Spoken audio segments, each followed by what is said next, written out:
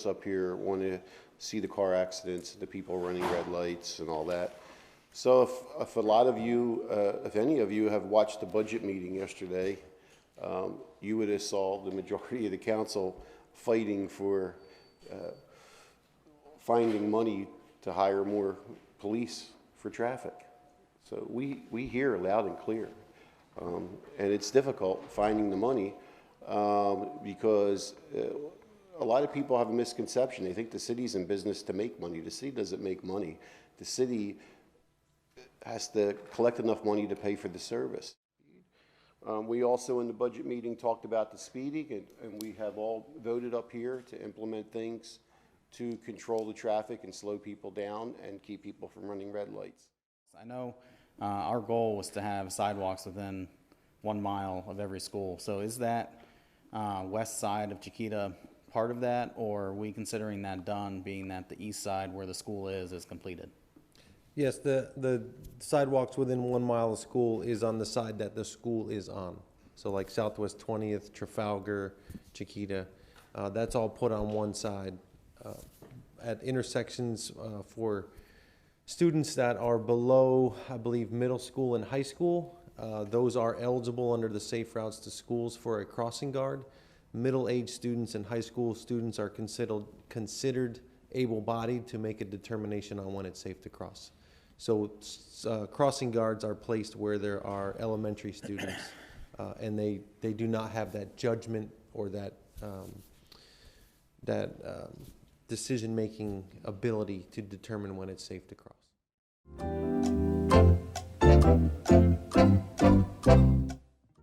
He gave us a graph. He supplied council with a graph when we talk about the budget that showed how many employees we had many years ago versus how many we have today, and with the amount of growth that we had in the city. And it'll show you that I think our city has done an excellent job of being efficient when you see how many employees were added with the amount of growth that we had.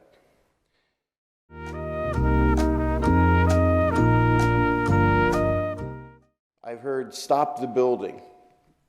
As far as I know, and I hope to God things don't change, we're still not a communist country.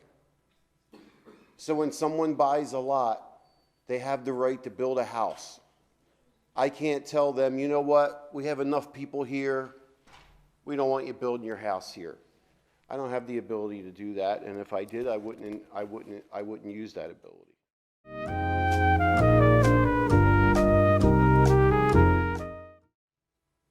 The trash isn't an easy one.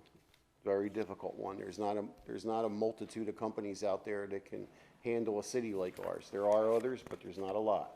So it's not like you're getting a bid on windows on your house. You know, it's a very unique situation, and there's not a whole lot of people in that business.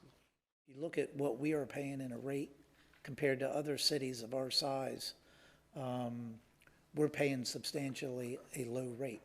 We know there's going to be a 30 to 40% increase in our solid waste fees when this contract probably comes up for renewal. So I think I heard one person mention that our solid waste fees have been increasing. And we're trying to do that a little over time over the next several years. We know that big hit's coming.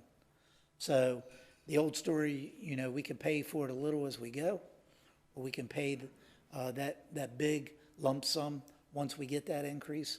So that's the approach that I think all of council has taken to try to put that money. A lot of people say, well, how come we're paying more than what the actual charge is for solid waste?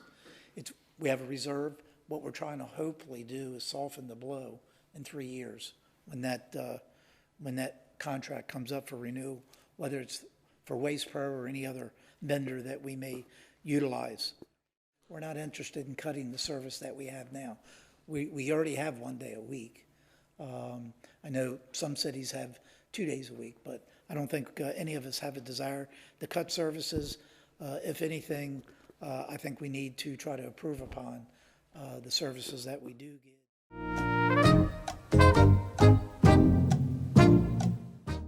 We have to make sure that they're fulfilling their contractual responsibilities. If you go back a few years ago and we had all those problems, you know how many inspectors we had? 0. We didn't have any checks and balance. That's a part of the problem.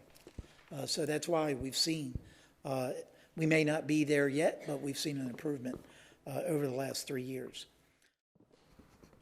It's disheartening when I hear people come to the podium and say we don't listen, because we do listen. And that's an example right there. When Waste Pro was doing a horrible job a couple years ago, we were getting a lot of calls from everybody, including myself, of houses being skipped. My own house would be skipped sometimes.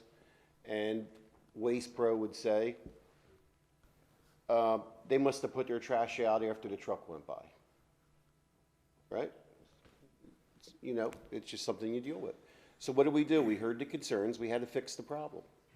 So what did this council do? We said we have to have inspectors to go out and make sure they're not skipping and keep an eye on them. And then to hear people come to the podium and mock us for having inspectors, we're responding to the public's needs. That's our job. For the duration of time that we are under contract for Waste Pro, if you have an issue, absolutely use the 311 system.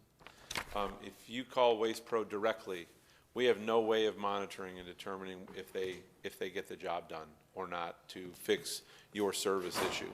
And for the cases that I've been involved with where my help has been sought out, every time I've referred it to our solid waste department through the 311 system, every time it's been handled very expediently.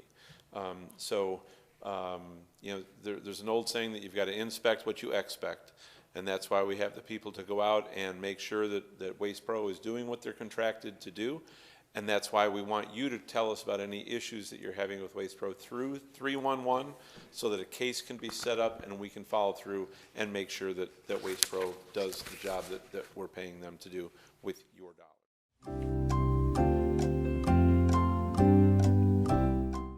When it comes to the price of the golf course, ma'am, the golf course was not for sale.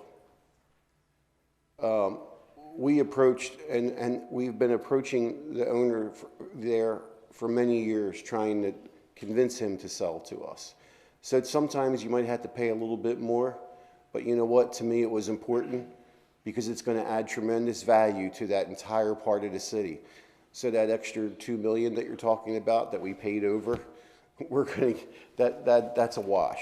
That's a wash. It's going to change the lives of the people in that part of the city.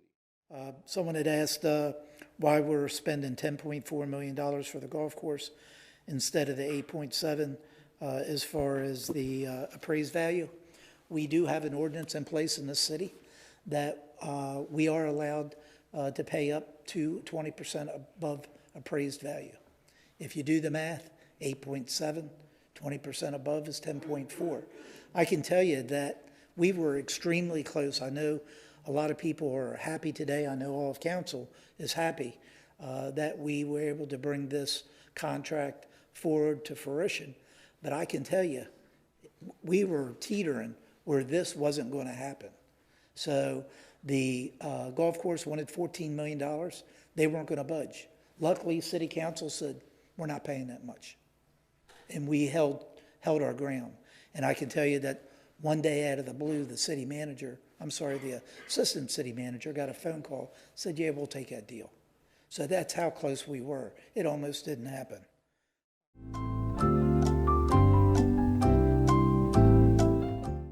There's a lot of information on the city website and on the city Facebook page, and there's many meetings, like we just had a budget meetings that were open to the public, and no one attended. So, but if you're interested, they're good meetings to go to, and you get a lot of education.